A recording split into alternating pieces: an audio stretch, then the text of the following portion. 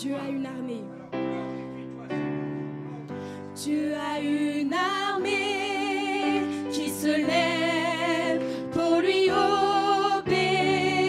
Dieu a une armée qui se lève pour le servir. Dieu a une armée qui se lève pour lui obéir.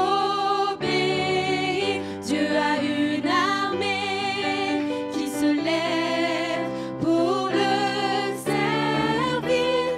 Peuple de Dieu, lève tes mains pour l'adorer. Peuple de Dieu, ouvre ta bouche.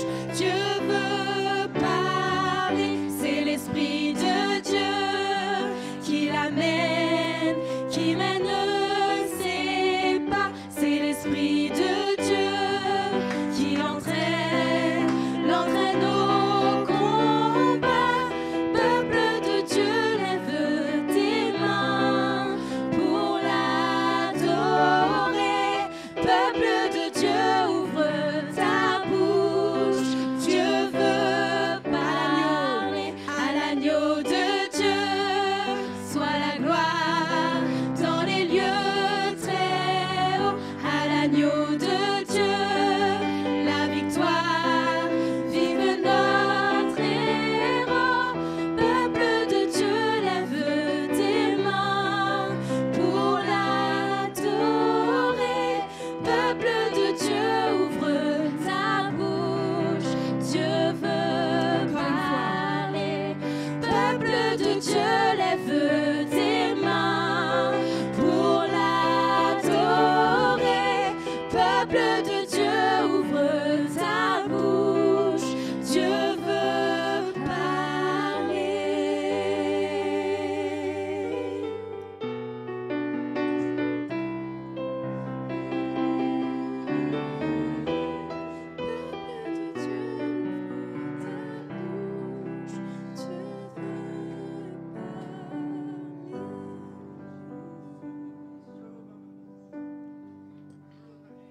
Oui, Jésus, nous voulons t'élever, Seigneur, te garder profondément dans nos cœurs, Seigneur Jésus. Que tu puisses demeurer, Seigneur, en chacun d'entre nous. Que tu puisses, Seigneur, vraiment nous faire prendre conscience, Seigneur, de qui tu es, Seigneur. Qu'on puisse se rapprocher de toi, que ta volonté soit manifestée en ce lieu dans nos cœurs. Au nom de Jésus-Christ. Tu es bon, Seigneur.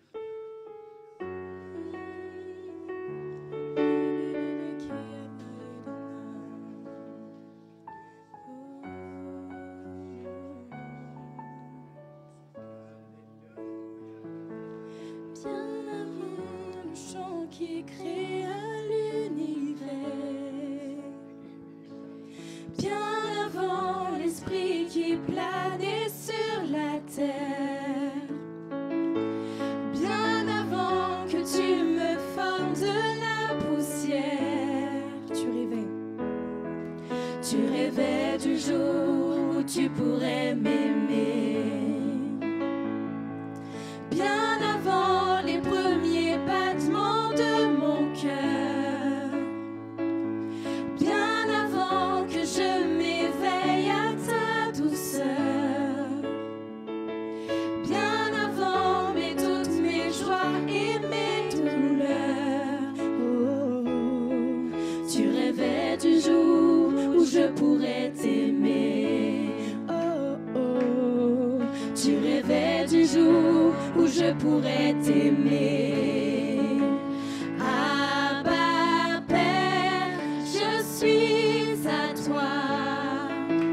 Abba Père, je suis à toi.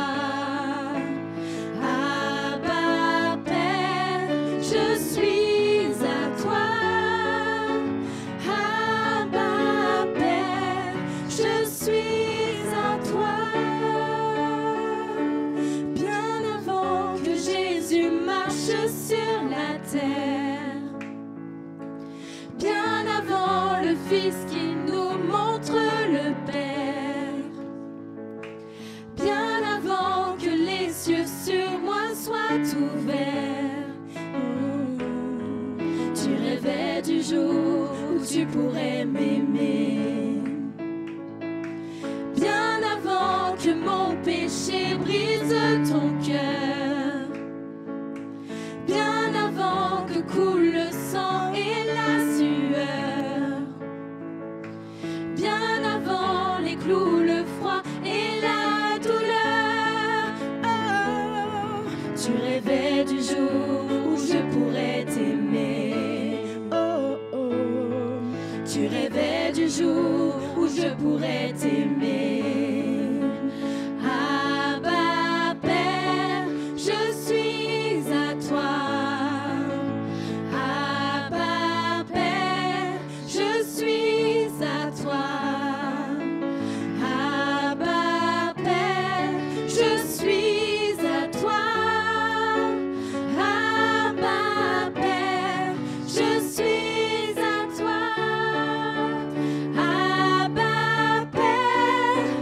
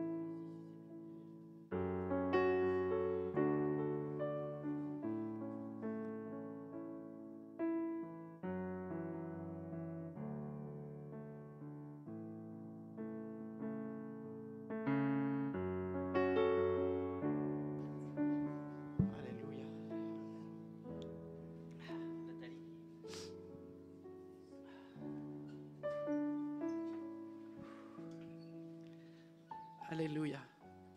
Dieu te dit, qui veux-tu plaire? Plaire à tes semblables ou me plaire moi? Qui veux-tu servir? Le monde dans lequel tu vis et tes semblables ou me servir moi? Dieu te rappelle à l'ordre. Dieu te rappelle à l'ordre.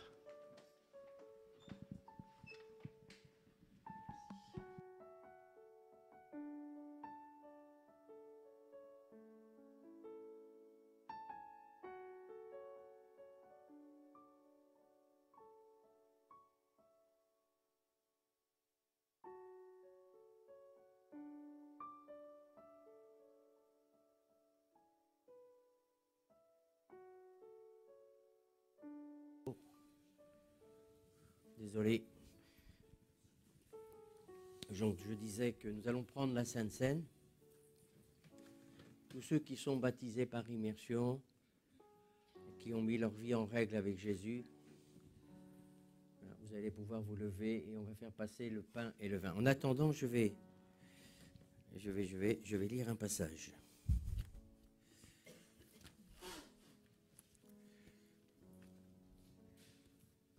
Qu'est-ce que j'ai fait? Excusez-moi. Je l'avais tout à l'heure, je ne l'ai plus.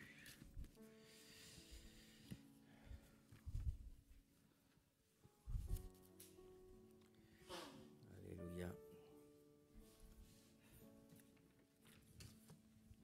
Regarde s'il n'y a pas une enveloppe là-bas, s'il te plaît.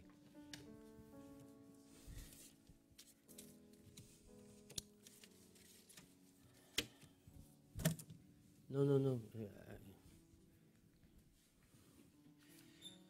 Oh là là, je ne sais pas ce que je fais de mes affaires, c'est fou ça.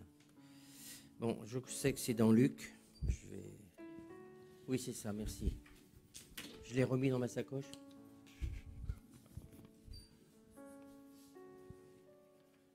Ok, merci. Donc nous allons prendre la Sainte Seine, Luc, verset 22.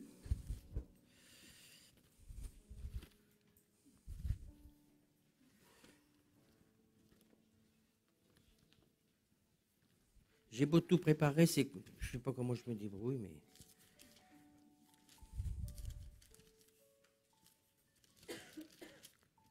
Les marques sont parties.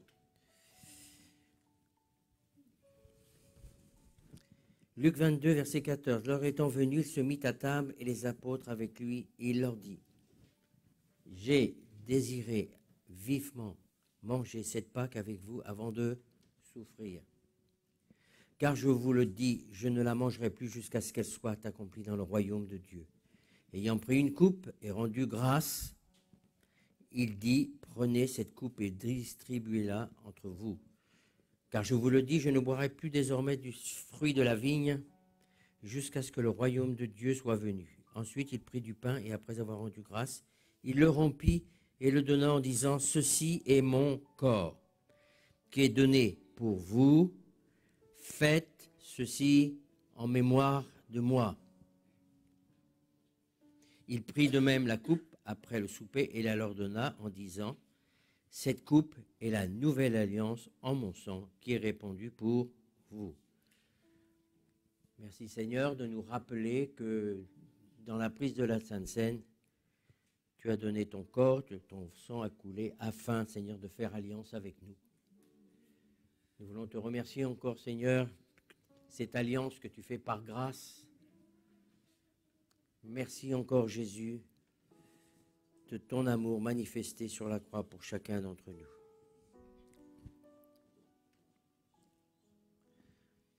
Un peu plus loin, au verset 22, 43. Juste avant de monter sur la croix. Voici ce qui est dit. Vous connaissez tous. Hein. Nous sommes au chapitre 22. Nous allons au verset 43. Et ceci sera important pour la prédication de tout à l'heure.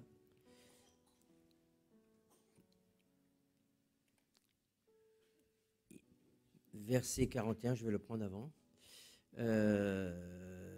Lorsqu'il fut arrivé dans ce lieu, il leur dit, « Priez afin que vous ne tombiez pas en tentation. » Puis il s'éloigna d'eux à la distance d'environ un jet de pierre, et s'étant mis à genoux, il pria, disant, « Père, si tu voulais éloigner de moi cette coupe, toutefois, que ma volonté ne se fasse pas, mais que la tienne se fasse. » Étant en agonie, retenez bien ce verset pour tout à l'heure dans la prédication.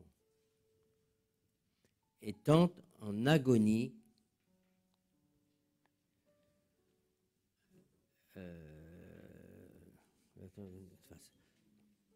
il priait instamment et sa sueur devint comme des grumeaux de sang et tombait jusqu'à terre. Ça, c'est ce que Jésus a vécu, les angoisses de ce qui l'attendait. Mais il est dit qu'au verset 43, alors un ange lui apparut du ciel pour le fortifier. Bien qu'il fût le Fils de Dieu, il n'en était pas moins homme. Et ce qui l'attendait était tellement énorme qu'un ange de Dieu est venu le fortifier. Et remarquez bien que l'ange est venu lorsqu'il a dit, non pas ce que je veux, mais ce que Dieu veut. Ça a été la clé pour l'assistance du Père par cet ange sur Jésus. Ok, vous retenez bien cela pour tout à l'heure. Jésus n'a pas changé, Dieu n'a pas changé. Les anges sont toujours au service des saints. Ce n'est pas nous qui pouvons leur demander de descendre, mais Dieu a une armée et peut envoyer soit le Saint-Esprit, soit un ange pour vous fortifier. Je voudrais parler aux internautes et je voudrais parler à vous tous. Je vous ai déjà parlé de la grâce. Aujourd'hui, vous prenez la Sainte Seine, c'est une grâce. Ce n'est pas simplement une cérémonie. Nous sommes dans des temps où la grâce de Dieu, vous en avez déjà besoin, mais vous allez en avoir besoin de plus en plus.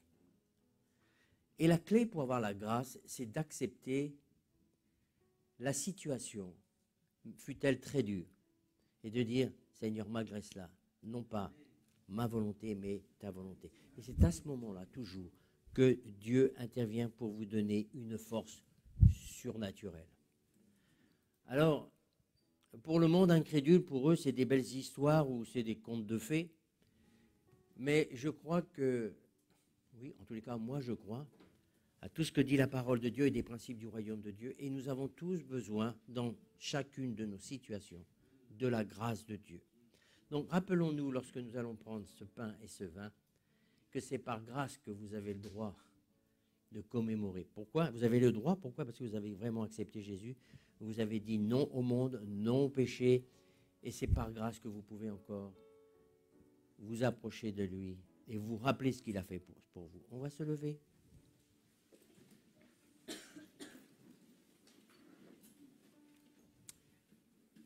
On envoie le chant, s'il vous plaît. On est très en avance aujourd'hui. Au-dessus des puissances, au-dessus des rois, au-dessus de la nature et de la création, au-dessus de tous les plans des hommes sages, bien avant le monde tu existais. Au-dessus des royaumes, au-dessus des trônes, au-dessus des merveilles que ce monde a connues, par-dessus tous les trésors de la terre, rien ne peut mesurer ta valeur. Un peu plus fort. Crucifié, seul abandonné, tu as souffert, comme une rose foulée par nos pieds. Tu m'as sauvé, tu m'as aimé, Par-dessus tout,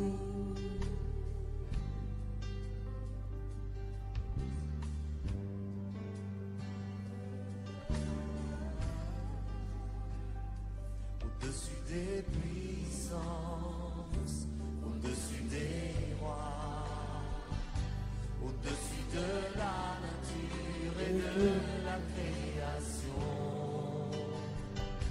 au-dessus de tous les plans des hommes sages, bien avant le monde tu existais,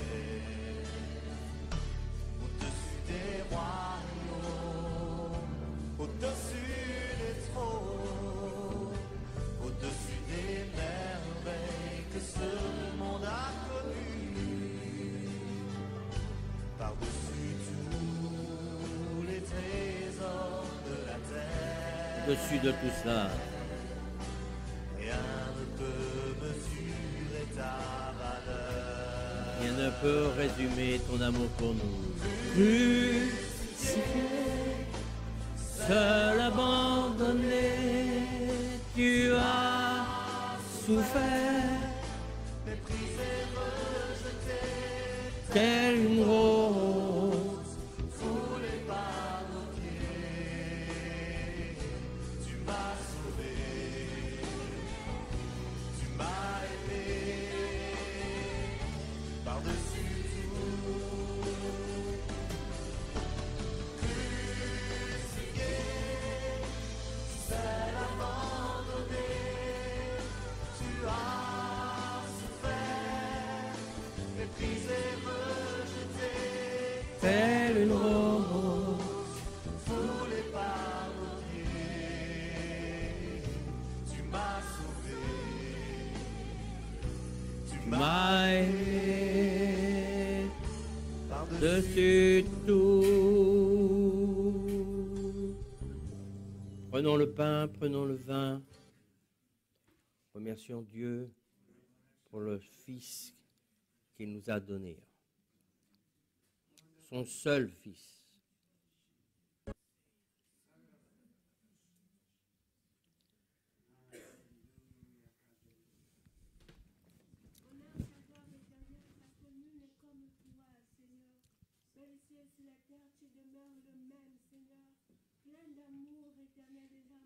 Oui,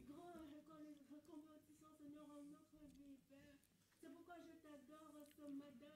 C'est pourquoi je te célèbre ce matin, Seigneur. Parce que la santé que j'ai, c'est toi qui me la donnes. Parce que la paix que j'ai, que nous avons, Seigneur, c'est toi qui nous la donnes, Seigneur. Parce que combien même nous n'avons rien, Seigneur.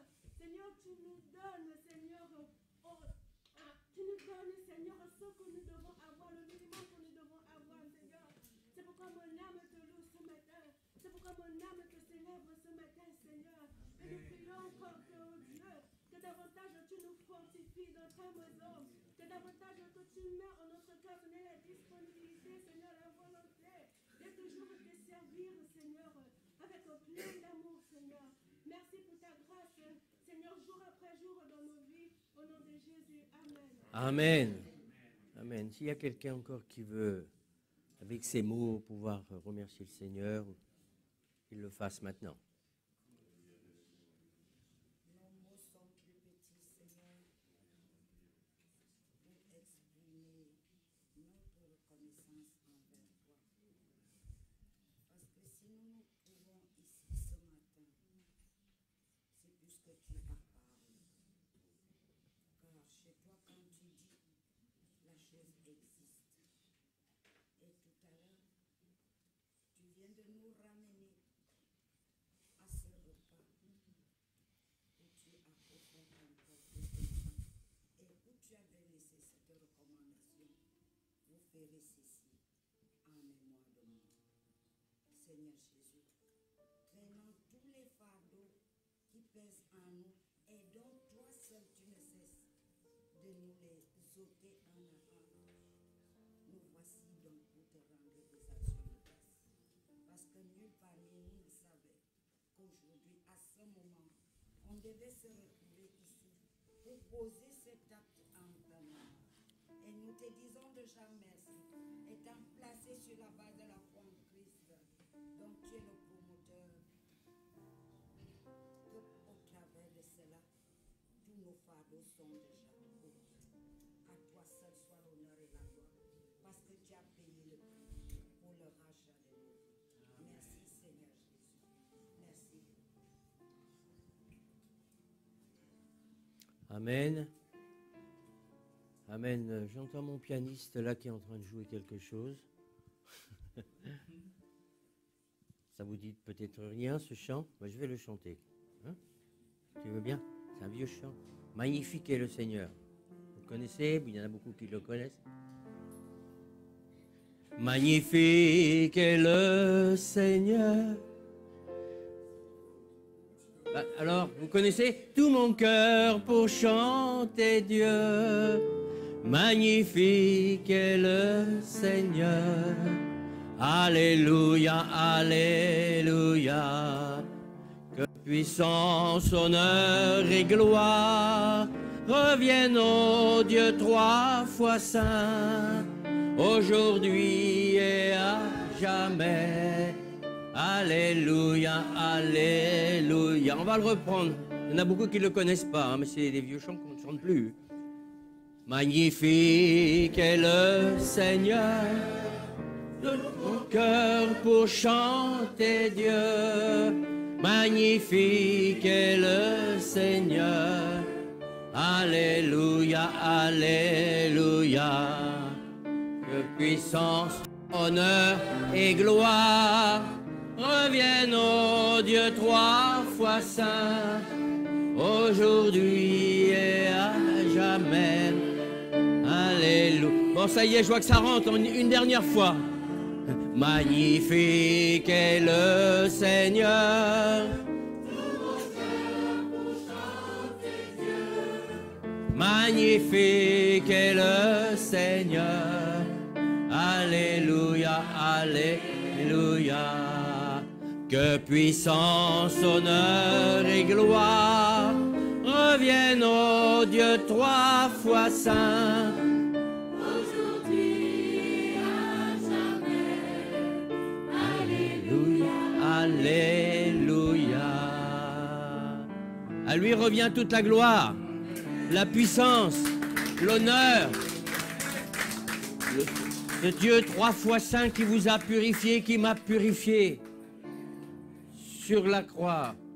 Et c'est parce qu'il nous a purifiés par son sang qu'aujourd'hui, nous voulons nous sanctifier jour après jour dans sa grâce, parce que nous savons qu'il nous pardonne lorsque nous nous repentons de tout notre cœur. Nous avons un Dieu qui est saint, et le peuple de Dieu devrait avoir à cœur de se sanctifier jour après jour.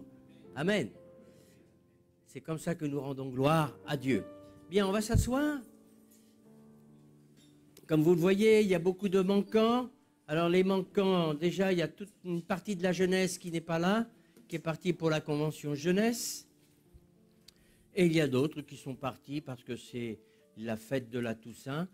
Et que normalement, aujourd'hui, c'est la fête de la Toussaint. Merci Gisèle. C'est la fête de la Toussaint, c'est pas la fête des morts. Mais c'est comme ça, la tradition fait que les gens vont amener les fleurs pour les morts le jour de la Toussaint.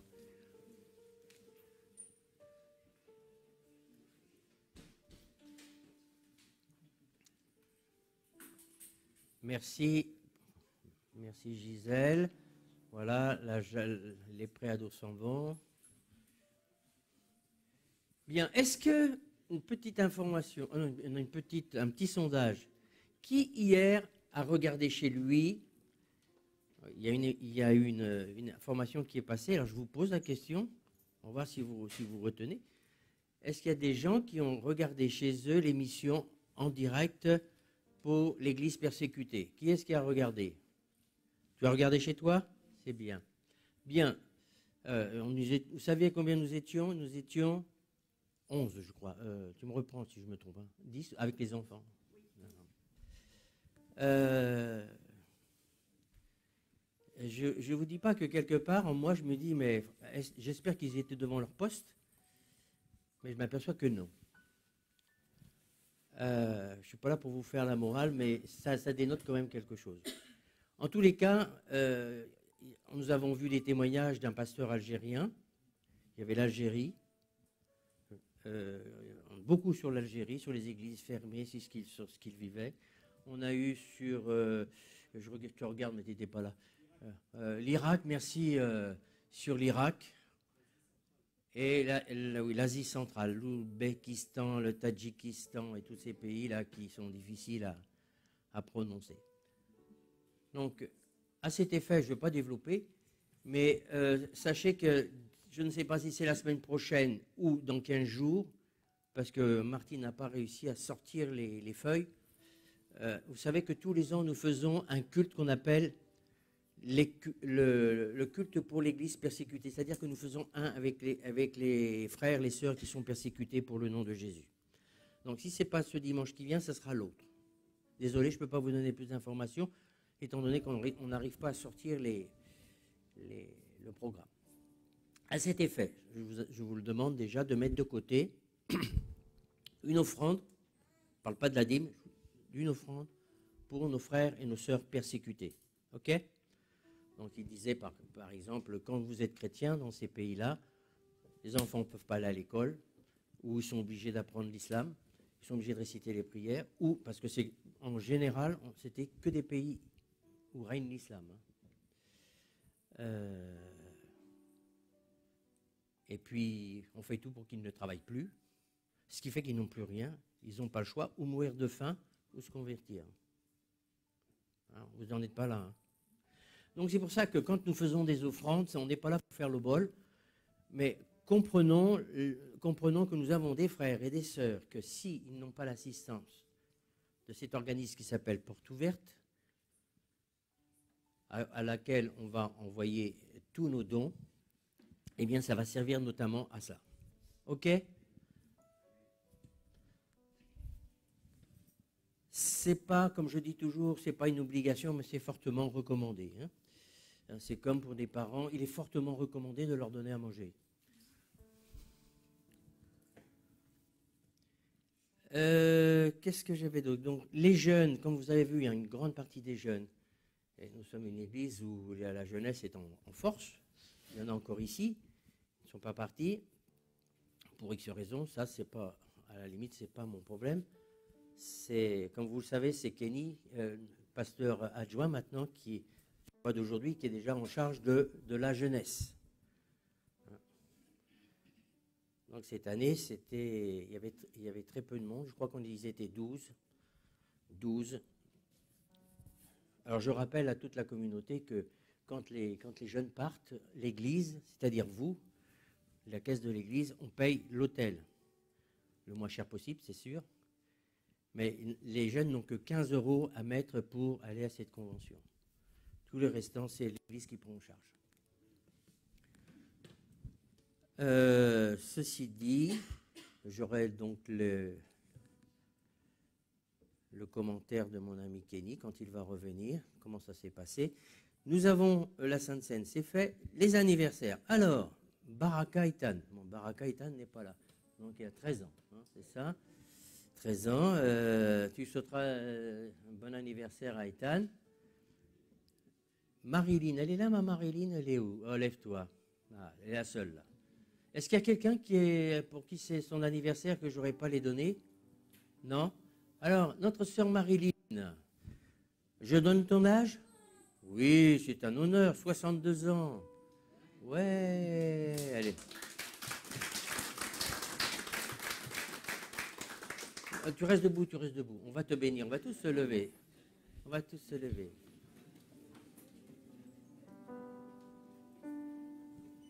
Joyeux anniversaire Marilyn, joyeux anniversaire Marilyn, joyeux anniversaire Marilyn, joyeux anniversaire, et que Dieu te bénisse, et que Dieu te bénisse Marilyn. Et que Dieu te bénisse, Marilyn. Et que Dieu te bénisse. Amen. Alors, est-ce qu'elle est là, Annick? Non, elle est là-haut. Elle est là-haut. Donc, je vais demander à celle qui est toujours à côté d'elle, puisque tu es Marilyn, lève-toi, Marilyn. Baisse ton masque. il y avait ceux qui vont tous les samedis, un samedi par mois, ils vont évangéliser dans les rues. Donc, tu es toujours avec Annick. Vous savez que Annick, c'est la responsable depuis longtemps. Elle a commencé, il n'y avait personne. Elle avait un homme qui était avec elle et aujourd'hui, il y a une bonne équipe. Comme quoi, Dieu peut se servir des femmes. On pense souvent, on dit évangéliste, on pense aux hommes. Pourquoi ça? La preuve, c'est que c'est une femme qui a relevé le défi.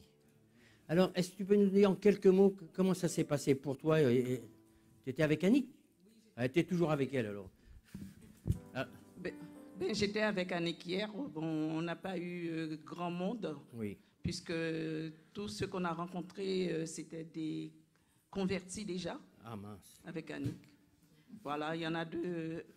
On a rencontré une femme qui va à l'église de Paris, alors qu'elle habite à Limay. On a aussi rencontré une autre femme qui ne connaît pas trop l'église, puisqu'elle nous a dit que c'est une église sur Mantes. Et pour l'instant, elle n'a pas été baptisée. Bon, elle n'était pas vraiment... on lui a posé la question, est-ce que c'est dans une maison? Elle ne connaît pas trop l'église, quoi. Voilà. Oui, mais enfin, c'est quelqu'un qui s'approche de Dieu. Qui s'approche de Dieu. Ok, c'est bien. François, tu as un témoignage peut-être court? C'est-à-dire, donne-moi un exemple. Donne un exemple aux autres.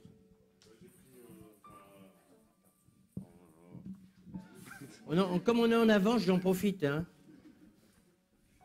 Non, 3 bons contacts hier et deux numéros de téléphone pris, des bons contacts. Non, vraiment hier c'était pas mal. Après pour David, je sais pas, et Sandrine, si ils ont eu aussi des bons contacts aussi. Voilà. C'est juste pour vous dire que voilà, d'un côté, c'est ça, c'est le fait d'aller régulièrement, une fois par mois dans les rues. Avant, on voulait le faire tous les samedis, mais c'est trop lassant, enfin peut-être trop contraignant plutôt. On a remarqué qu'une fois par mois, ça fonctionne. Enfin, l'équipe est toujours là. Je ne sais pas combien vous étiez, mais il y en avait beaucoup qui venaient à l'évangélisation, qui sont partis. Ouais. Mais sinon, Serge, qui est toujours aussi avec son épouse, combien vous êtes? Une dizaine, entre 12 et 15. Hein. C'est ça? C'est ça?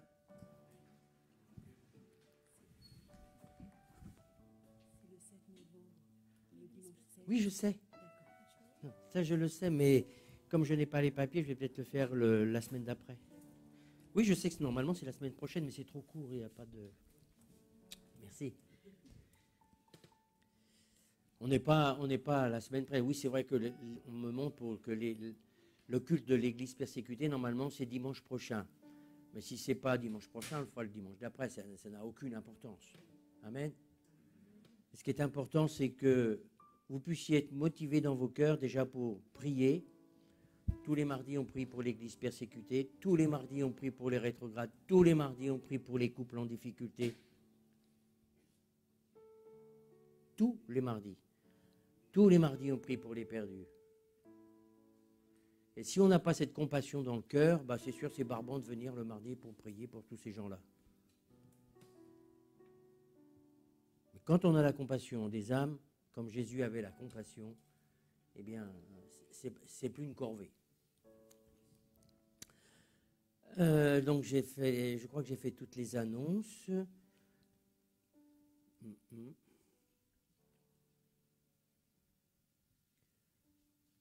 Comme mon Kenny, il n'est pas là pour me dire, il n'est pas là pour me rappeler.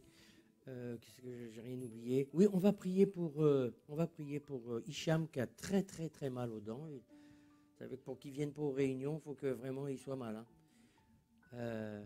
Mais il y a une autre personne aussi, c'est Missa, mais apparemment, j'en dirai pas plus. Elle a mal aux dents aussi, il y aurait un abcès en dessous. Donc on va prier pour toi, mon frère, puisque tu es là. Et on va en profiter si vous avez des cas de, de maladie dans vos familles, on va mettre tout le monde dans la prière. Ok? Tu veux bien t'approcher? Vas-y, Saïd, tu viens à côté de moi. On va se lever.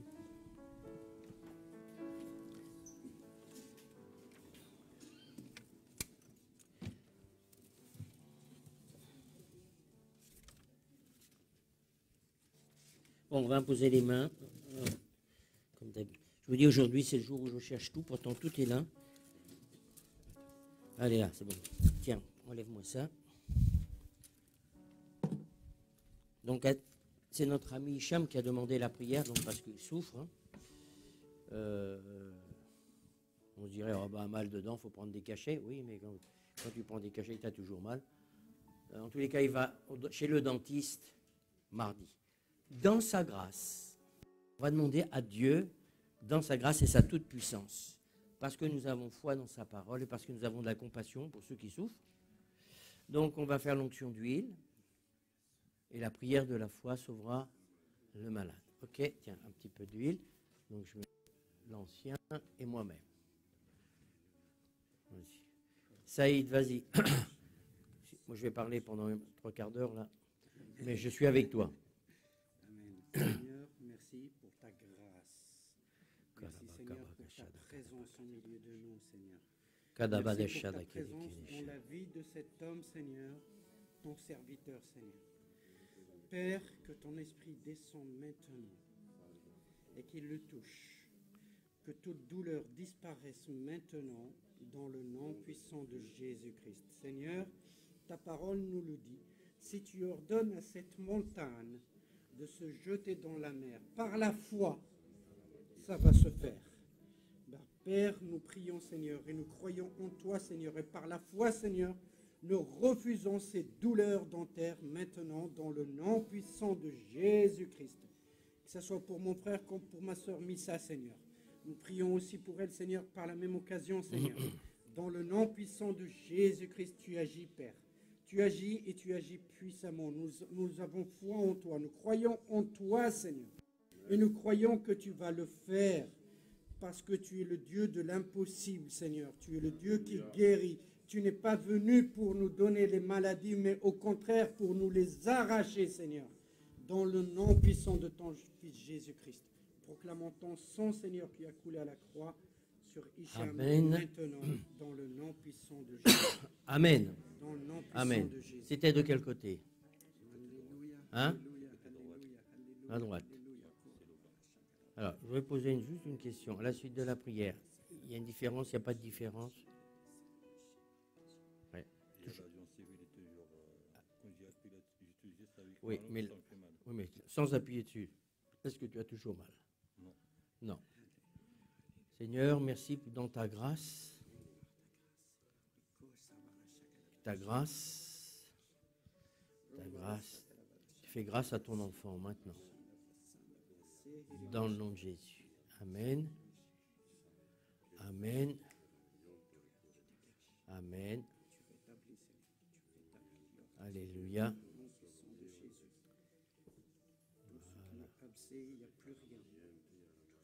Attends. Voilà. Regarde la différence, ça coule. Sa grâce. Onction de Dieu, tu coules. Voilà. Ça coule. Alléluia. Alléluia.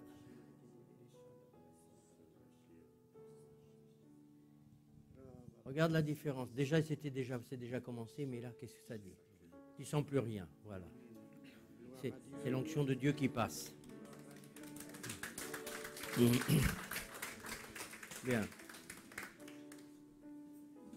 Alléluia.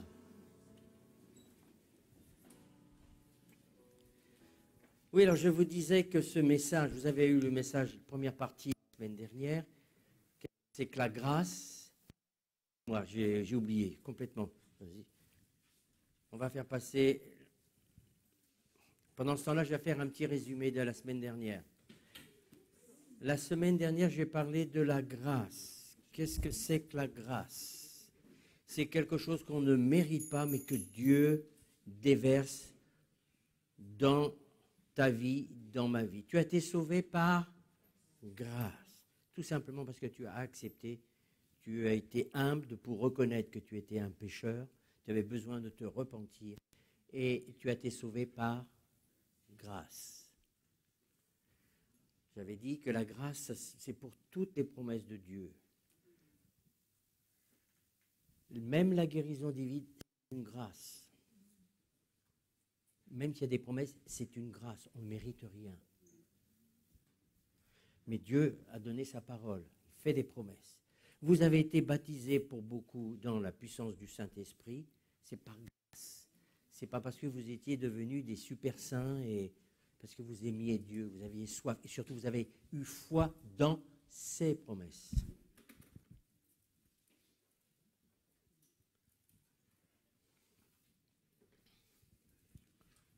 Oui, vas-y, rends grâce si tu veux. Merci Seigneur pour ta présence au milieu de nous, Seigneur. Merci pour ta grâce.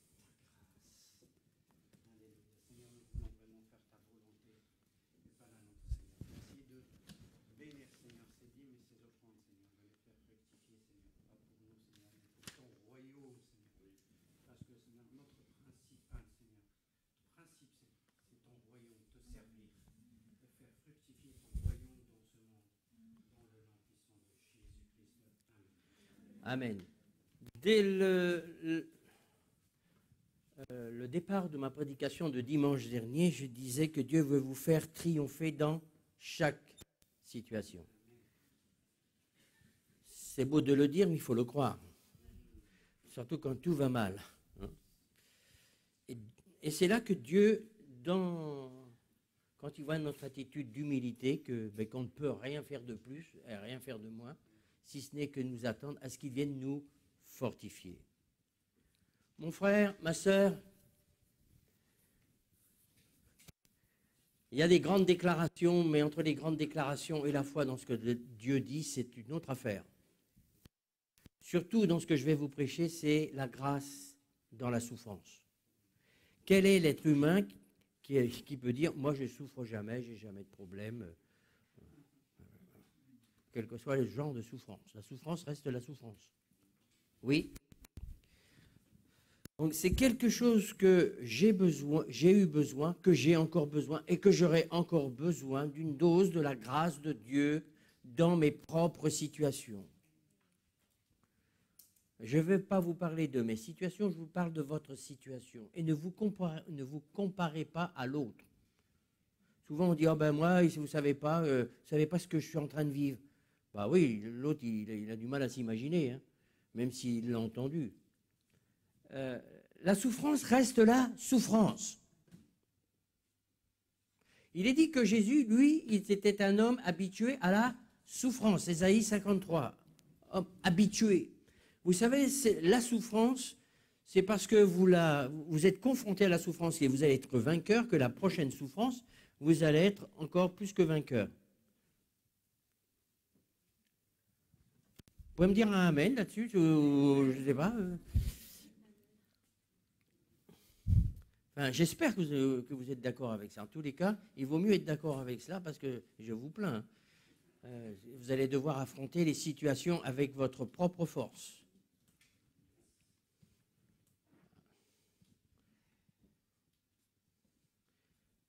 Il y en a qui sont arrivés avant l'heure, mais il y en a qui arrivent après l'heure.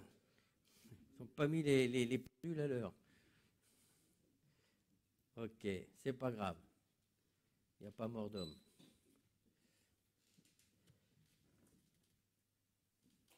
Donc, la véritable grâce, c'est quoi? Dans la grâce de Dieu, il y a la puissance. Vous vous rappelez de ce que je vous ai dit, Jésus, quand un ange est venu et qu'il est venu le fortifier. Fortifier, ça veut dire la grâce de Dieu sur une vie pour te fortifier, pour que tu sois fort dans l'épreuve. Jésus a eu besoin de cette grâce. Lui qui est le Fils de Dieu, un ange est venu le fortifier. J'aime à dire ceci, souvent les gens sont compliqués. Alors certains disent alors, mais c'est un ange que Dieu va m'envoyer ou c'est le Saint-Esprit ou comment? T'inquiète pas, tu ne devrais même pas te poser la question parce que l'ange il est envoyé par Dieu. Donc ce n'est pas l'ange par lui-même qui a une force, mais c'est la force de Dieu qui est dans l'ange qui va te le communiquer. Et le Saint-Esprit, c'est la même chose. En tous les cas, aujourd'hui, nous rendons gloire à Jésus parce que tout est fait par le nom de Jésus. Nous recevons parce que nous croyons en Jésus. Et la grâce dans la souffrance, nous en avons tous besoin. Donc la puissance n'est pas simplement un partage ou Dieu nous départit une partie de sa puissance pour affronter des situations. Mais souvent, les gens, j'ai trouvé qu'ils prennent, disent, oh, mais moi, j'ai la grâce de Dieu. Nous sommes sauvés par grâce, donc ils pensent que parce qu'ils sont sur la grâce de Dieu, ils peuvent se permettre n'importe quoi.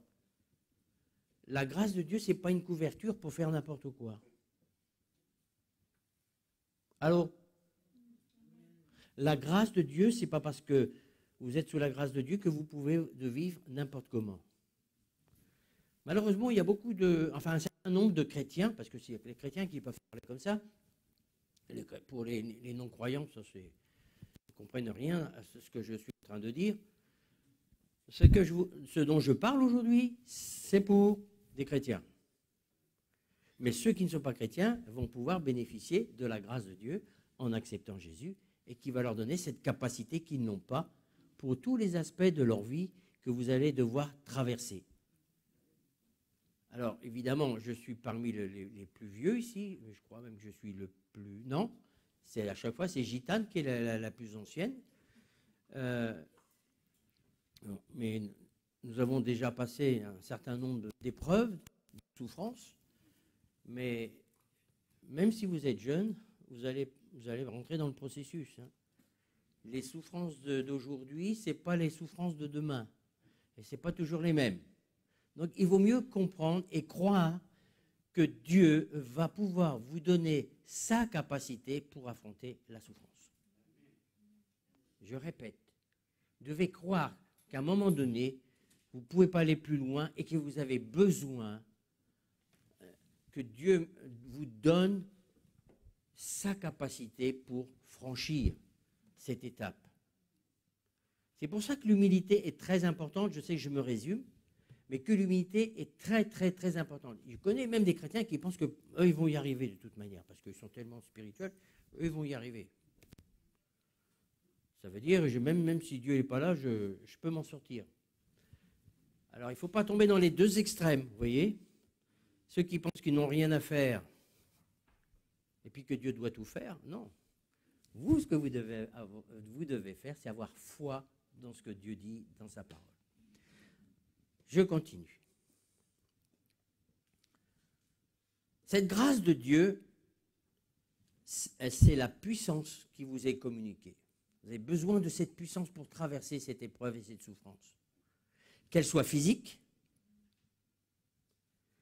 ou qu'elle soit d'une situation que vous devez traverser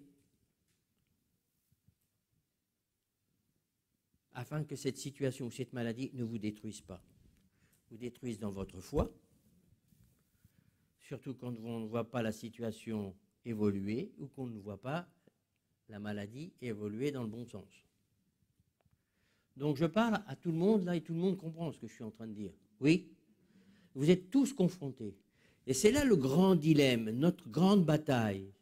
Hein, je vous ai dit que la grande bataille, c'est dans nos pensées. Et c'est là qu'il y a la bagarre. Surtout quand on progresse avec foi et qu'on ne voit rien bouger. Cette grâce de Dieu nous donne la capacité d'aller au-delà de nos limites naturelles. Pourquoi faire? Pour accomplir notre mission sur terre et notre marche personnelle avec Jésus jusqu'à la fin.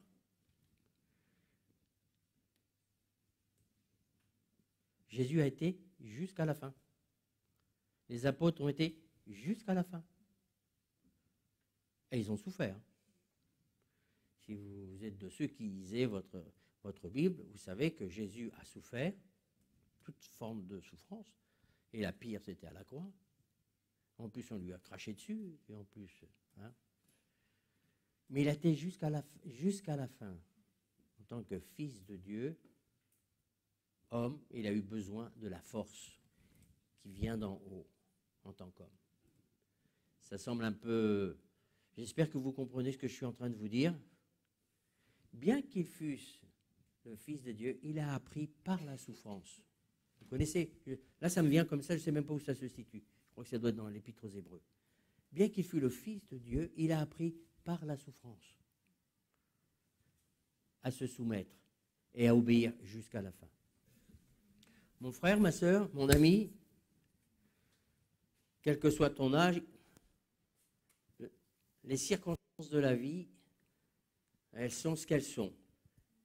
Quelquefois, ce sont des circonstances que le diable n'y est pour rien.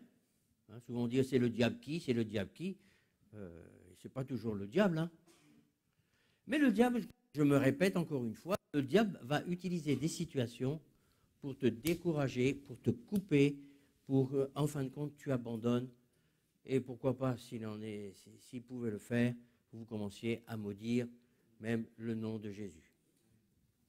Vous ne voulez plus rien avoir à faire avec Dieu, vous ne voulez plus rien avoir à faire avec l'Église, et ainsi de suite. Et vous repartez carrément dans le monde.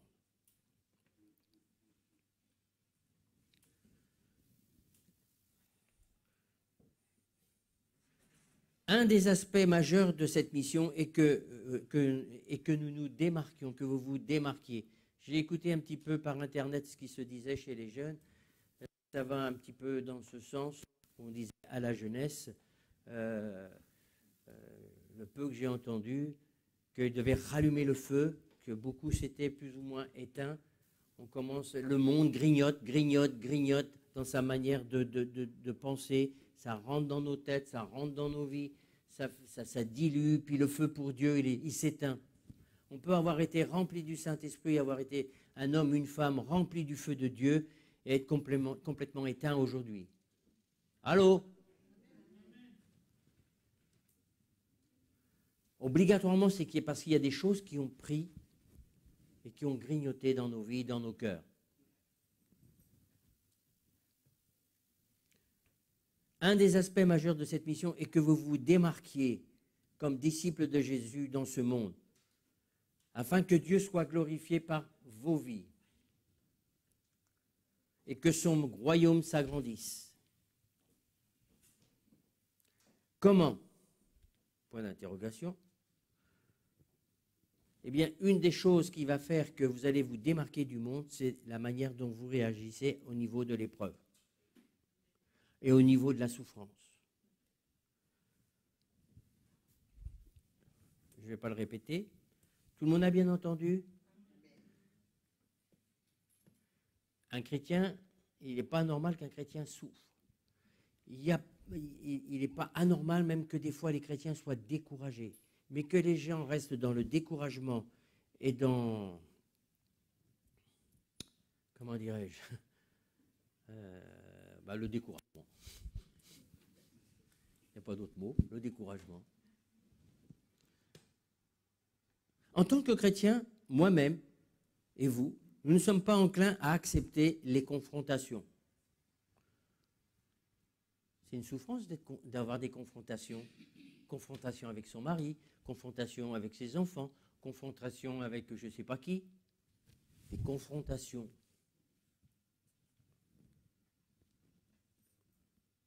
On n'aime pas ça, on préfère être sympa, hein, on fait des bisous, tout le monde, des gentils mots. Mais être confronté, c'est autre chose. On est confronté tous les jours avec le monde qui se moque de vous, qui vous prennent pour des fous.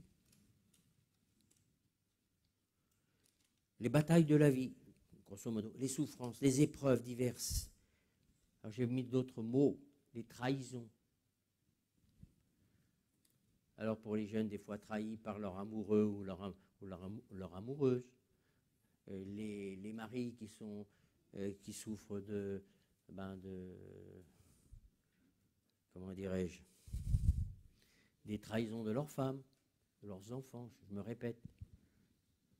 La méchanceté, on a du mal à accepter la méchanceté. Je ne sais pas comment vous êtes, vous. Mais on sait que c'est inévitable, mais pourtant on y est confronté quasiment tous les jours à la méchanceté. Tous les jours. Les médisances, ce qu'on dit de toi. Les calomnies, ce que l'on dit de toi. C'est une souffrance. Là, ce n'est pas question de maladie. C'est intérieurement, c'est quelque chose qui vous détruit de l'intérieur.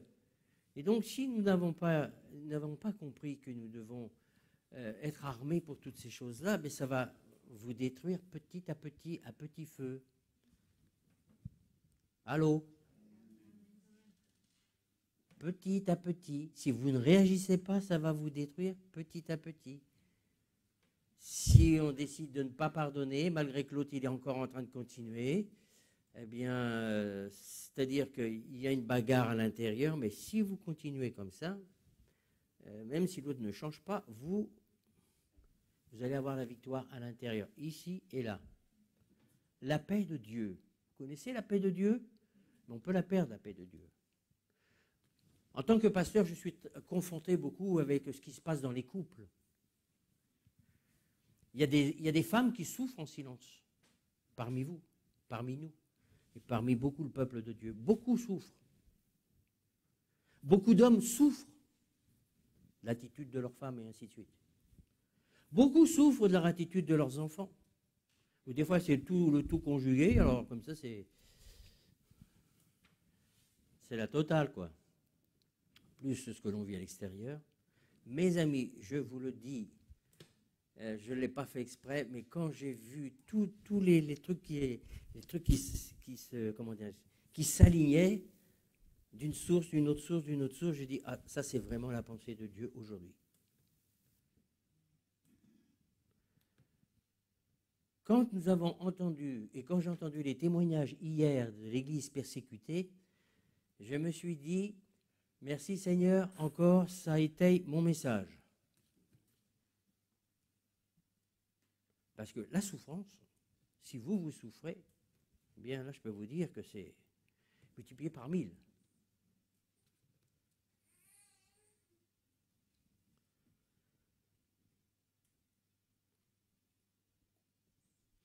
Donc, en tant que chrétiens, nous ne sommes pas enclins, franchement, à vouloir souffrir.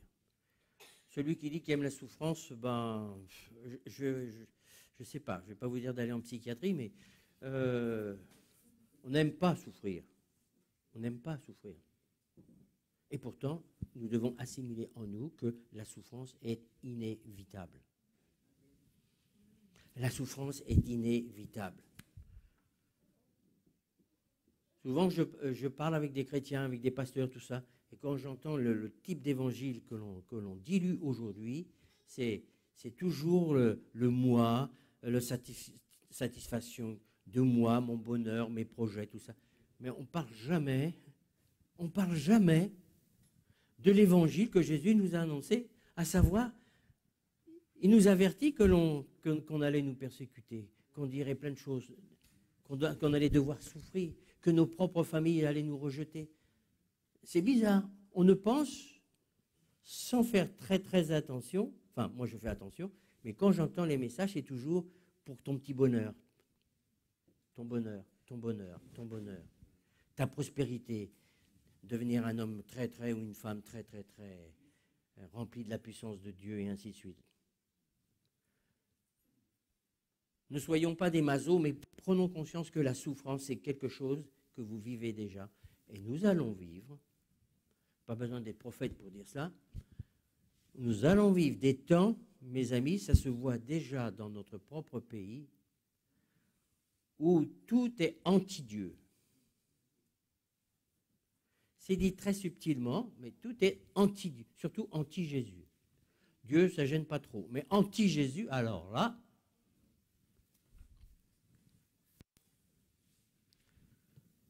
d'ailleurs, tant que vous parlez, pour ceux qui ont l'habitude de faire de l'évangélisation, vous parlez de Dieu, il n'y a pas de problème. Commencez à parler de Jésus et tout ça. Vous allez voir comment les gens réagissent. Le Dieu, il s'en fiche que vous parliez de Dieu. Quel Dieu déjà?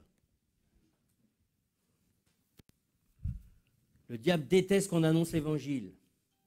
La bonne nouvelle en Jésus-Christ, c'est la seule et unique solution que Dieu a trouvée puisqu'il s'est donné lui-même à travers Jésus.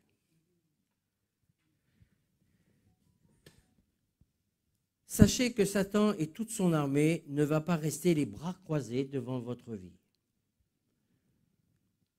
Vous êtes tous appelés à quelque chose de spécifique ici sur la terre.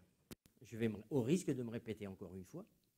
Vous êtes des disciples de Jésus et vous êtes, Dieu a prévu pour vous d'être un ambassadeur, une ambassadrice. Pourquoi faire?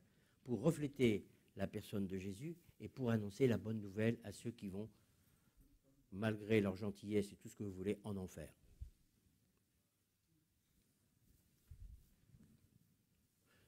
Donc le diable, si tu commences à partager, tu commences à vouloir ressembler à Jésus, à être un véritable disciple de Jésus, eh bien mon ami, sache qu'il y en a un qui va te faire la guerre.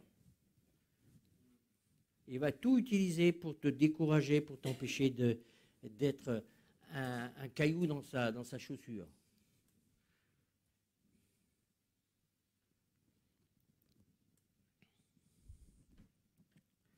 Il ne va pas rester les bras croisés à vous regarder impacter votre entourage et communiquer le message de Jésus-Christ sans rien faire. Donc, il va utiliser vos situations. Ce que j'ai remarqué pour moi-même, en tous les cas, ce qu'il utilise surtout, c'est ma situation familiale. Alors là, je ne vais pas vous raconter ma vie, mais je sais que pour beaucoup, c'est ça.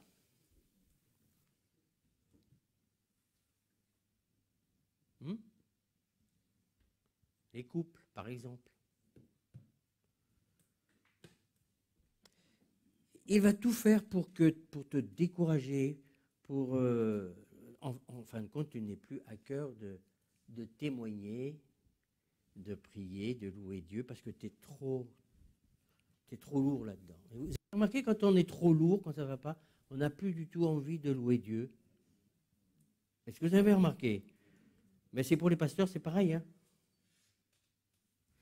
Donc c'est là qu'on doit décider. Ah non, non, non, non, non, non, non.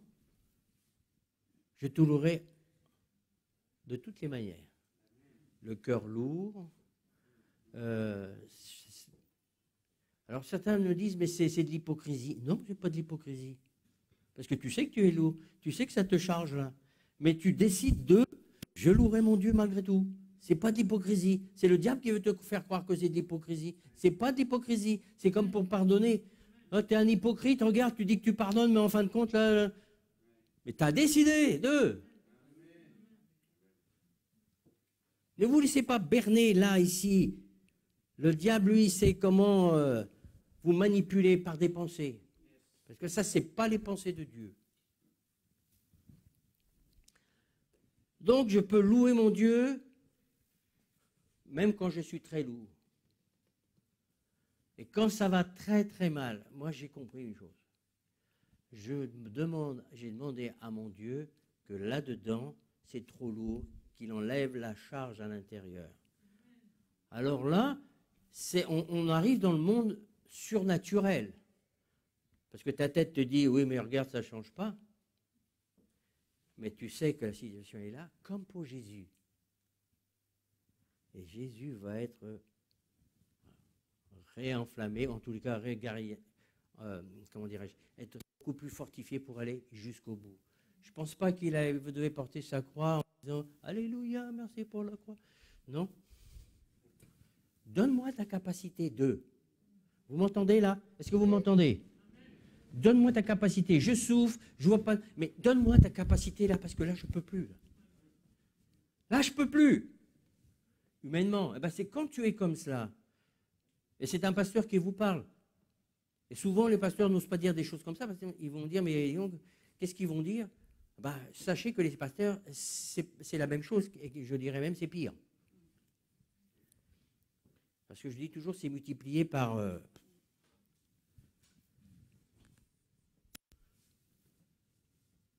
Donc, nous ne devons pas être de ceux qui se désintéressent ou disent, oh, c'est pas grave. Si, c'est grave. Je connais chaque cas. Et je sais qu'il y a des cas qui me font mal.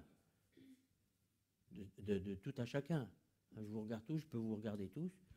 Mais il y en a vraiment, ça ne me fait pas rire. Parce que je sais qu'ils ne sont pas sur le bon chemin. Ou dans de bonnes positions. Mais on doit apprendre à ne pas nous laisser accabler. Pas être indifférent, mais ne pas nous laisser accabler. C'est ce que je disais à mon ami Kenny. J'ai dit, tu vas devoir apprendre à ne pas te désintéresser, de tout à chacun, mais tu ne pourras pas porter tout ce qui va venir sur toi, parce que c'est trop. Trop, c'est trop. Vous avez votre famille, nous avons tout le peuple de Dieu qui nous est confié.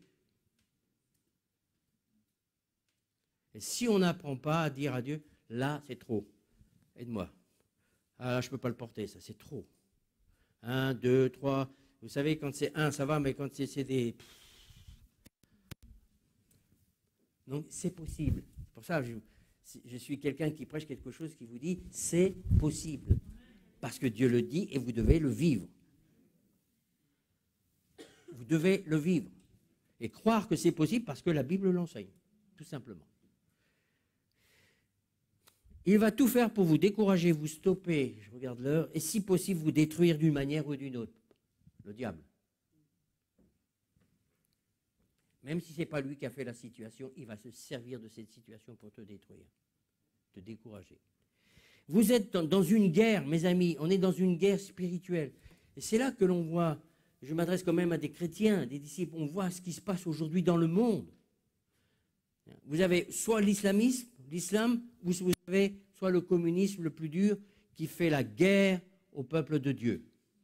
Oui, puis d'autres qui sont un peu plus sournois, mais ils font quand même la guerre.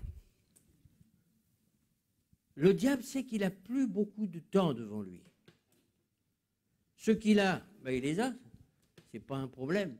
Mais s'il peut réussir à détruire, bien qu'il n'y parviendra jamais, mais il fait des dégâts. Vous m'entendez là? Il ne parviendra jamais à détruire l'Église, mais il fait des dégâts dans l'Église.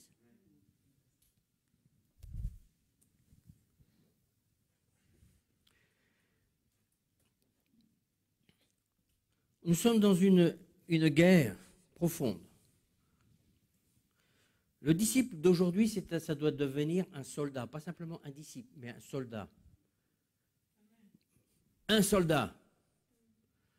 Et un soldat, il doit s'équiper, je sais que vous avez déjà entendu cela. La question n'est pas de savoir si vous savez déjà ces choses-là, mais qu'est-ce que vous en faites? Est-ce que vous êtes sûr d'être un soldat? Est-ce que vous êtes sûr d'avoir autorité déjà sur votre chair? Premier combat. Qui veut vous dire ah non, non, non, non, toujours négatif, toujours le contraire de ce que dit l'Esprit. Donc vous devez grandir dans l'Esprit pour pouvoir être vous-même victorieux dans votre propre vie, dans vos propres pensées, dans vos propres combats. C'est là que ça commence. Dans vos propres familles, même si ça ne bouge pas.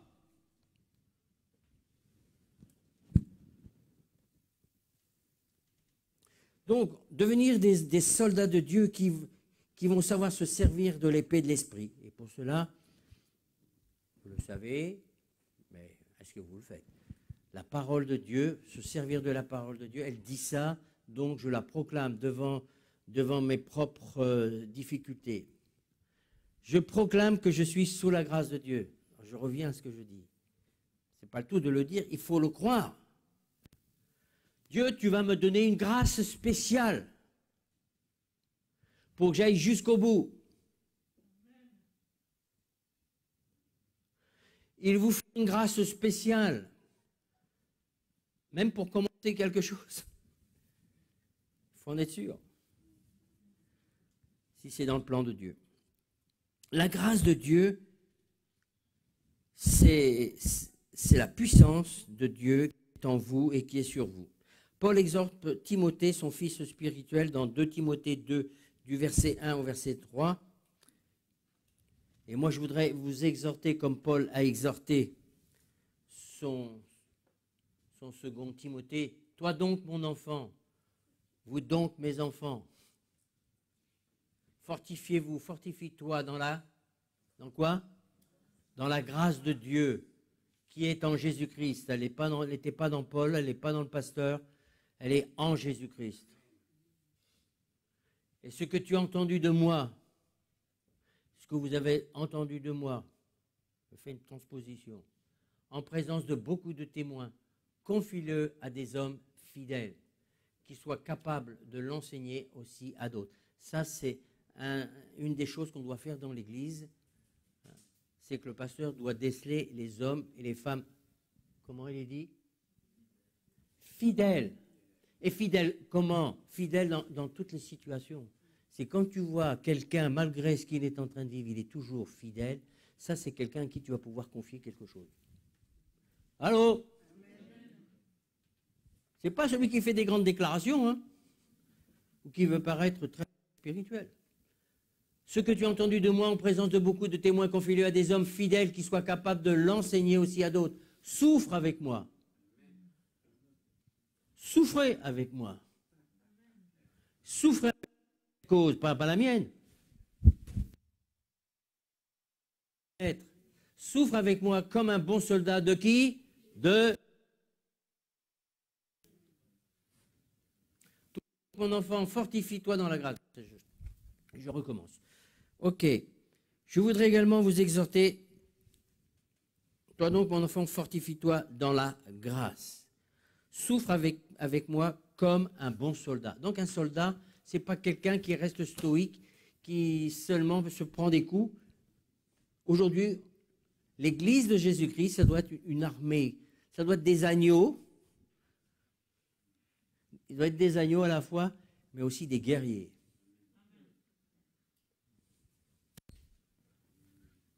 Décidons de nous fortifier par la foi que nous avons dans la grâce de Dieu. En tous les cas, moi je le crois, que si je suis debout devant vous, c'est par la grâce de Dieu. Sans rentrer dans des détails de ma vie. Il y a des règles, des principes dans l'armée de Dieu.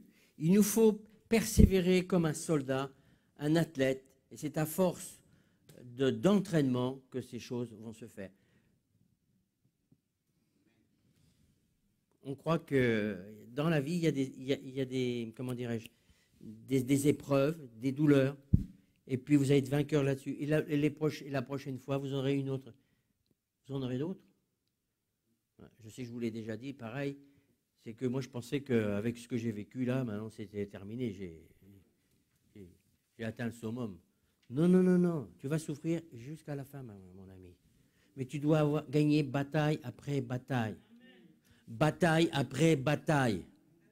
Ne te décourage pas. Si tu viens gagner une bataille, il t'en a une autre qui est en train de surgir. Tu es appelé à être un soldat. Et un soldat qui combat avec les armes de Dieu. Le bouclier de la foi, hein, Éphésiens 6, hein, je vais quand même les énumérer. Hein, la ceinture de la vérité. Vous devez être dans la parole de Dieu et vivre vrai devant Dieu. Ce n'est pas simplement que la parole de vérité, c'est être vrai, être droit selon Dieu. Être vrai. Le casque du salut, être sûr d'être sauvé. Les chaussures. Le zèle de l'évangile. T'es zélé pour annoncer l'évangile? T'es zélé pour marcher dans les principes de l'évangile? Ce n'est pas simplement marcher avec, mais c'est d'annoncer le zèle que donne l'évangile. L'évangile, c'est pour toi-même marcher dans les principes de l'évangile et d'annoncer l'évangile aux autres. Je répète ça parce que beaucoup interprètent les Écritures à leur manière. Le zèle de l'évangile. Est-ce que tu es zélé? Est-ce que tu as le feu pour marcher toi-même dans les principes de l'évangile, pour plaire à Dieu et d'annoncer l'évangile aux autres? C'est ça les chaussures du zèle de l'évangile. Le bouclier de la foi, sans lequel vous ne pourrez pas éteindre. Ben, si tu n'as pas la foi dans la grâce de Dieu, ben, tu ne vas pas pouvoir faire grand-chose. Parce que l'ennemi, lui, va t'envoyer tous les principes pour te décourager. Mais toi, tu vas prendre le bouclier de la foi, parce que tu as la foi dans la parole, et tu vas la citer avec puissance. Et c'est la bagarre qui s'en. Le problème aujourd'hui, au risque, je me répète beaucoup, hein, au risque de me répéter, beaucoup connaissent, mais ils ne font pas. Et si ça ne marche pas à la première bagarre, ils abandonnent parce qu'ils disent mais ça ne marche pas, ça ne sert à rien, ça ne marche pas. Comment ça ne marche pas? Bah, si tu commences à dire ça, ça veut dire que tu n'as pas vraiment la foi dans ce que tu dis avoir foi. La parole de Dieu, elle ne bouge pas. L'ennemi a le droit de te résister. La situation a le droit de te résister. Mais toi, tu es appelé à être vainqueur sur ces situations.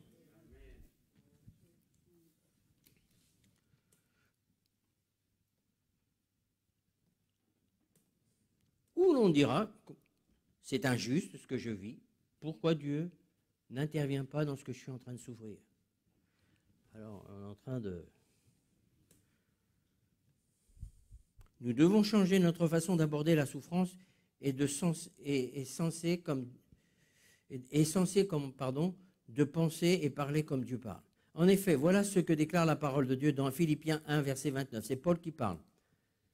Car il vous a été fait la grâce, non seulement de croire en lui, mais de souffrir pour lui. Alors moi je ne me rappelle jamais où ça se situe, mais ce verset-là, je le connais par cœur. À savoir, quand tu souffres injustement, il vous a été fait la grâce par rapport à Christ, non seulement de croire en lui, mais de souffrir pour lui, de toutes les manières. Paul va développer jusqu'à dire que quand nous sommes persécutés, nous vivons des situations très difficiles, quelquefois ça n'a rien à voir avec le diable, je me répète encore aussi. Je dis, mais là, c'est pas le diable. Ah oui, je sais bien que c'est pas le diable. Mais n'empêche, dans ta situation, qu'est-ce que tu fais? On ne le dit pas à haute voix, hein. Mais là-dedans, eh bien, c'est une gloire. Seigneur, je suis en train de vivre quelque chose qui n'est pas juste, mais je continue. J'ai besoin de ta grâce pour continuer, par contre.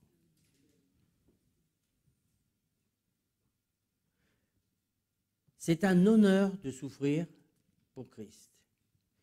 Tous, vous avez été confrontés à ce quand vous voulez marcher vraiment comme Dieu le veut, selon sa parole, même dans vos propres familles, même dans vos propres foyers, dans vos propres couples, et j'en passe.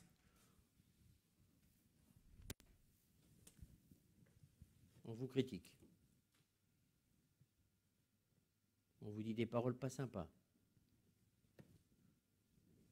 Eh bien, merci Seigneur, parce que là, c'est injuste, mais je souffre pour toi parce que je veux marcher droit, dans la vérité, pas de compromis. En effet,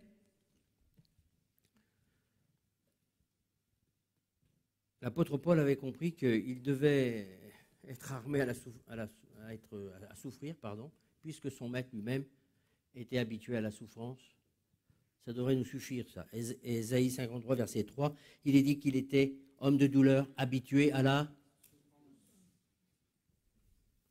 Et pourtant, il ne la méritait pas. Hein. Mais il va le supporter. Par amour. Dans Matthieu 10, verset 24, Jésus donne la vraie mesure du véritable disciple. Il dit que le disciple n'est pas moins que le maître. Il suffit au disciple d'être traité comme son maître. Alors c'est vrai que plus loin, il va dire que les œuvres qu'il a faites, nous aussi, nous ferions mieux d'oublier ça. Donc, s'ils ont maltraité le maître, soyez pas étonnés qu'on vous traite mal. Et on va devoir considérer ça comme un honneur. Considérer ça comme un...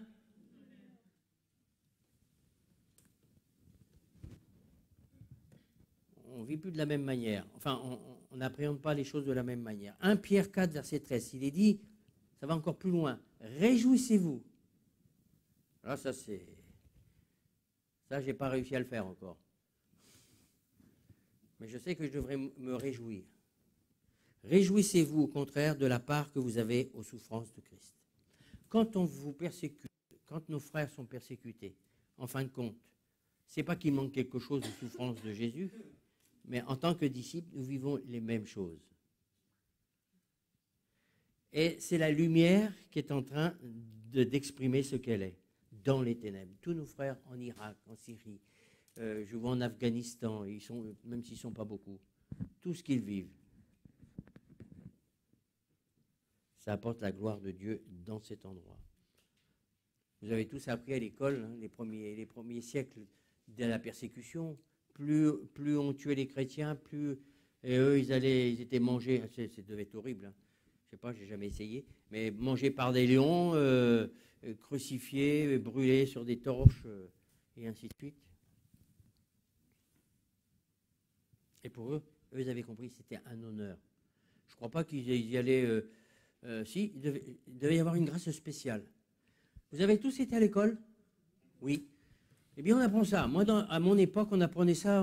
C'était une école laïque, mais on nous apprenait ça. On disait que les chrétiens, quand ils rentraient dans les arènes, on les brûlait, on les crucifiait, ils étaient mangés, et ils rentraient dans l'arène en chantant. En chantant. Ils devaient avoir la trouille, mais ils glorifiaient Dieu, ils demandaient l'assistance de Dieu dans cette situation. Où en sommes-nous aujourd'hui? Mais là, c'est surnaturel. Vous comprenez bien? Et les gens disaient, mais comment ça se fait? On a beau leur faire tout ce que l'on veut. Mais il y avait une grâce spéciale sur eux. Bon. Je ne sais pas si vous lisez beaucoup des livres, des récits, mais là, ce n'est pas du 1er siècle où il y a des gens qui ont vécu des choses, mais il y avait une grâce spéciale dans ce qu'on était en train de leur faire subir. Ouais. Il y a des gens du Congo, là? Et est-ce qu'il y a des Congolais ici? Bon, on va voir si vous connaissez votre histoire.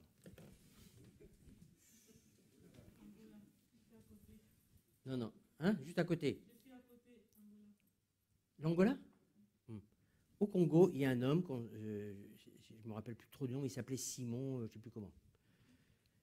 Il a annoncé l'évangile. C'est lui qui est à l'origine des kimbanguistes. Il s'appelait Simon. Dieu a utilisé cet homme d'une manière... Des guérisons, les gens se convertissaient, il y avait des signes extraordinaires. Et c'est pas vieux, hein. C'était en 1900, je ne sais plus combien, en 1920 ou quelque chose comme ça. Excusez-moi si ce n'est pas la date, c'était pas au 1er siècle. Ils ont voulu le tuer. Vous savez ce qu'ils ont fait? Ils l'ont plongé dans une marmite d'eau bouillante. Et quand ils l'ont ressorti, il n'était toujours pas mort. Bon, Dieu aurait pu permettre qu'il soit mort. Oui? Pourquoi il a fait ça avec lui? Pourquoi il ne l'a pas fait avec d'autres? J'en sais rien. Mais c'est pour vous dire que il était prêt à tout. Déjà, il était déjà disposé à... Vous me faites ce que vous voulez, mais vous ne m'arrêterez jamais. J'annoncerai l'évangile. Et c'est pas vieux, ça. J'ai même été devant sa maison. Mes amis pasteurs m'ont dit, tiens, on va te faire voir où il était. Et c'est une église, c'est une communauté qui est grande. Bon, ils ont dérivé, malheureusement. Mais c'est comme tout mouvement. Hein. Il peut bien commencer et ça dérive. Mais à l'origine, c'était quelque chose de surnaturel. Si Dieu veut que tu termines de telle manière, il permet, eh bien, il le permet. Il y a des témoins de Jésus-Christ qui sont morts de mort violente, d'autres ils sont passés à travers. Il y en a qui sont sortis de prison, d'autres ils ne sont jamais sortis de prison. Ne me demandez pas le pourquoi du comment, mais Dieu reste Dieu. Et Dieu a aimé les uns comme il aime les autres. Mais comprenons ceci, que la souffrance, nous devons comprendre que la souffrance fait partie de la vie. Mais que cette souffrance ne soit pas quelque chose qui nous accable et qui nous détruise, mais au contraire qu'à travers cette souffrance, vous puissiez être transcendés par cette souffrance. Amen.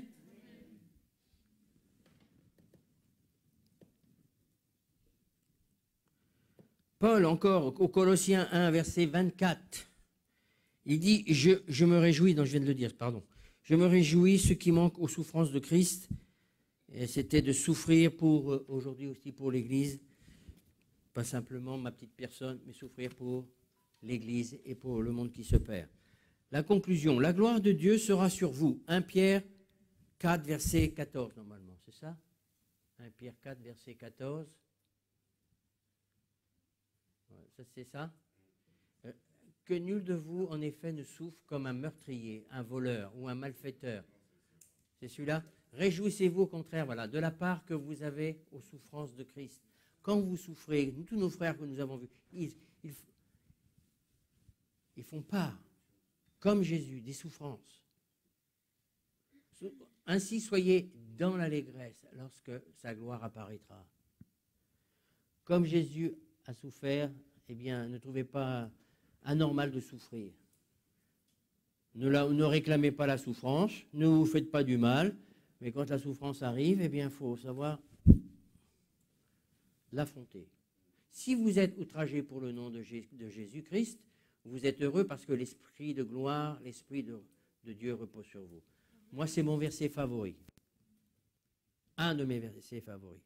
Il y a longtemps que j'avais reçu ça, parce que je me plaignais toujours à Dieu de ce que je devais subir et de vivre. Jusqu'au jour, on ne me l'a pas enseigné, jusqu'au jour où j'ai lu ça.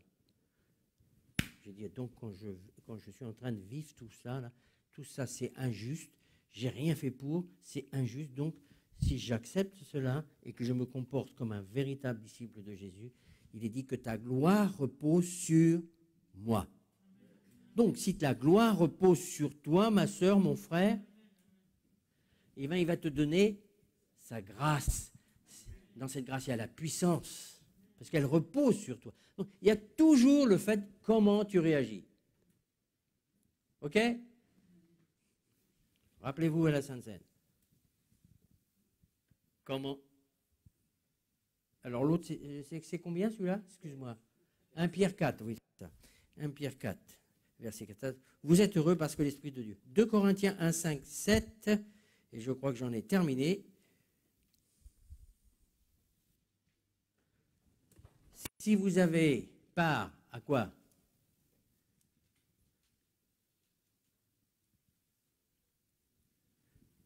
Ah, c'est traduit comme ça. Car de même que les souffrances de Christ abondent en nous, de même...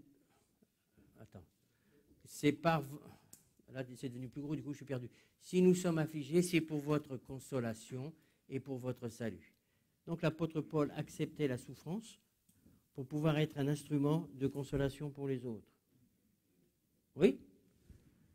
Si nous sommes affligés, c'est pour votre consolation et pour votre salut. Si nous sommes consolés, c'est pour votre consolation qui se réalise par la patience.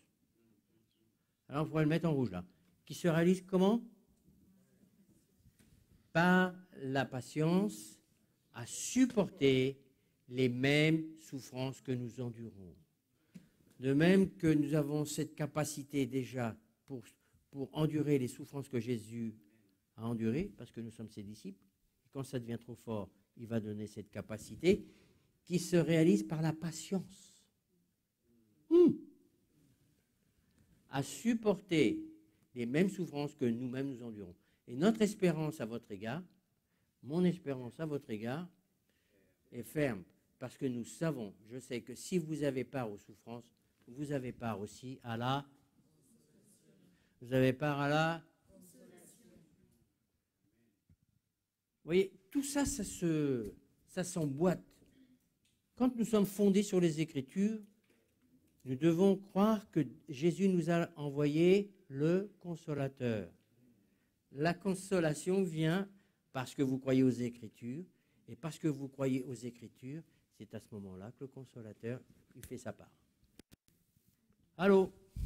Ça a l'air d'être simple, hein? Mais je vous rappelle un principe. Maintenant, il faut y croire, et lorsque vous serez dans cette situation-là, rappelez-vous. Amen? Voilà. Ainsi, verset, c'est sûr que c'est fini. Hein. Conclusion. Ainsi que ceux qui souffrent selon la volonté de Dieu remettent leur âme au fidèle Créateur en faisant ce qui est bien. 1 Pierre 4, 19, toujours dans 1 Pierre. En regardant selon... Alors, 2 Corinthiens 2, 14, grâce soit rendue à Dieu qui nous fait toujours triompher en Christ. Alors ça, c'est la conclusion. 2 Corinthiens 2, 14. Grâce soit rendue à Dieu qui nous fait quelquefois triompher. Ah bon? C'est toujours, d'accord. Qui nous fait toujours triompher. Voilà. J'ai terminé. Grâce soit rendue à Dieu, parce qu'à lui soit la reconnaissance. Votre foi est en lui.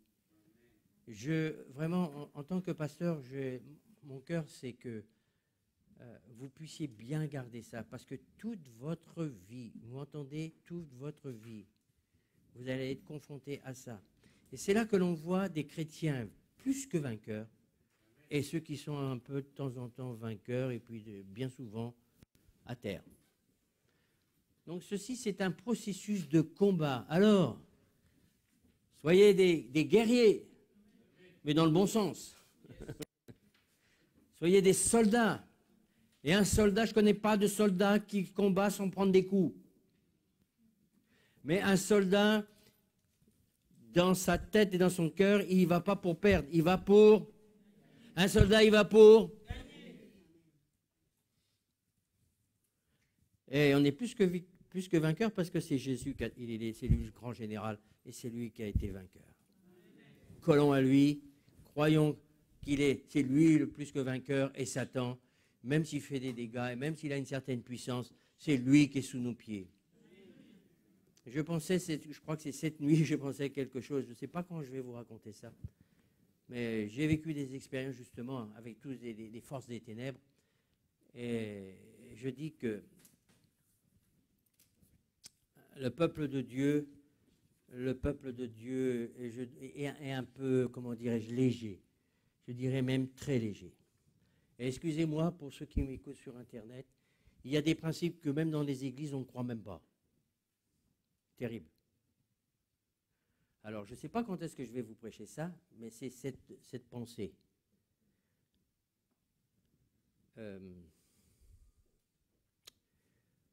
Toutes choses anciennes sont passées. Toutes choses sont devenues nouvelles. Et je m'aperçois que vous me voyez là, mais vous ne me voyez pas dans ce que je fais dans la semaine et les gens avec qui j'ai affaire. Je m'aperçois qu'il y a dans beaucoup d'églises, on croit que quand on s'est converti, tout est terminé, on est en Christ, donc il ne peut plus y avoir de puissance des ténèbres, donc c'est terminé, on se fait nos propres trucs, mais la Bible est formelle. Toute chose devient nouvelle, les choses anciennes sont passées, toutes choses sont devenues nouvelles. Le problème, c'est qu'il y a beaucoup de choses anciennes qui ne sont pas réglées, surtout au niveau des liens spirituels et tout ça. Alors, je ne sais pas quand, mais je sais qu'il va falloir que je vous en parle. Quand ce sera le moment, vous le saurez. Amen. Et je vois des choses merveilleuses. Mais quel combat. Quand je vous parle d'être un soldat, je peux vous dire que je sais ce que c'est qu'être un soldat. Il y en a qui pensent, je dis, Satan, tu t'en vas, et puis, non, qui c'est qui a gagné? Qui est-ce qui a gagné? C'est Jésus. Il a dépouillé les autorités. Toutes les autorités, Satan y compris. Donc, s'il résiste et s'il a encore des droits, c'est parce qu'il y a des choses qui n'ont pas été mises à la lumière. Mais Jésus est plus que vainqueur. Amen. En attendant, je dirais que tout le monde n'a pas affaire à ce genre de choses. Mais si on ne croit pas à ces choses dans nos églises, on se demande pourquoi certaines personnes vivent toujours les mêmes problèmes. OK? En attendant, soyez des guerriers dans vos épreuves, dans vos souffrances, et soyez vainqueurs dans le nom de Jésus de ces souffrances, et que la grâce de Dieu vous accompagne. Encore et toujours, et que cette grâce puisse grandir en vous. Amen. On va se lever. Midi moins le quart, c'est bien. Alors, je ne sais pas s'il y avait... Non, il n'y a plus d'affaires, c'est bon. Il y a des personnes qui ont commandé du miel, ça, c'est pas mon affaire, mais comme les gens qui s'en occupent, ils ne sont pas là, ils sont à l'étage. Donc, vous avez ceux qui ont commandé du miel. Ils sont là-bas? Ils sont là? Ah, merci. Ah, c'est bien. Sinon, qu'est-ce que je voulais vous dire d'autre? Rien.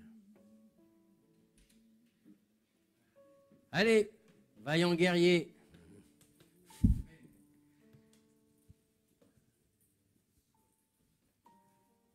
Un verset qui c'est bien joué, mon frère. Je pense à cet instant, à cet homme qui s'appelait Josué, où Dieu va lui dire quoi? Prends courage. Médite la parole jour et nuit. Il lui a fait une promesse. Et pour Josué, lui, c'était c'est pas possible. Et il venait derrière un Moïse, lui, le petit Josué. Non, mais quand Dieu il a un appel sur ta vie, ne compte pas sur tes propres forces. fais avec ce que tu as et Dieu va être derrière. Alléluia. Quel chant on pourrait faire? Je voudrais qu'on me fasse un beau chant. Vas-y, fais-moi un chant, Richard, et on va terminer comme ça. Je te prends dépourvu, c'est pas grave. Allez, vas-y, comme tu m'en as fait un beau tout à l'heure. Revêtons l'armure, allez. Revêtons l'armure et gagnons le combat. Amen. Revêtons l'armure. Vas-y, donne-moi la note. Revêtons l'armure et gagnons le pays. Hein? Bah, tu connais. Attendez, on a un petit peu... Tu sais pas? Tu n'arrives pas. Bon, on va le faire sans... Revêtons l'armure et gagnons le pays. La victoire est à notre Dieu. Toute arme forgée contre nous est brisée. La victoire est à notre Dieu. Chantons gloire, honneur, force et louange au Seigneur. Chantons gloire, honneur, force et louange au Seigneur. Lorsque les ténèbres seraient comme un fleuve, la victoire est à notre Dieu. Il déploie sur nous le pouvoir de son sang. La victoire est à notre Dieu. Oui, chantons gloire, honneur, force et louange, Seigneur. Chantons gloire, honneur, force et louange au Seigneur. Quand l'ennemi vient près de toi, ne crains rien. La victoire est à notre Dieu. Tu peux résister. Tu peux résister. La victoire est à notre Dieu. Oui. Ton gloire, honneur, force et louange au Seigneur. Chantons gloire, honneur, force et louange au Seigneur. Oui, chantons gloire, honneur, force et louange au Seigneur. Chantons gloire, honneur, force et louange au Seigneur. Amen. Gloire à Jésus. Voilà, on se dit à mardi, comme d'habitude, mardi, vendredi, vous pouvez m'appeler quand vous avez besoin, sauf la nuit, à moins que ça soit urgent. Voilà. On laisse passer d'abord, comme d'habitude, on ne change rien. On ne change rien. Et comme vous avez certainement pu l'entendre, on garde toujours les masques, parce que il semblerait que ça commence à revenir dans certains endroits. Donc, en tant qu'Église, nous faisons toujours la même chose.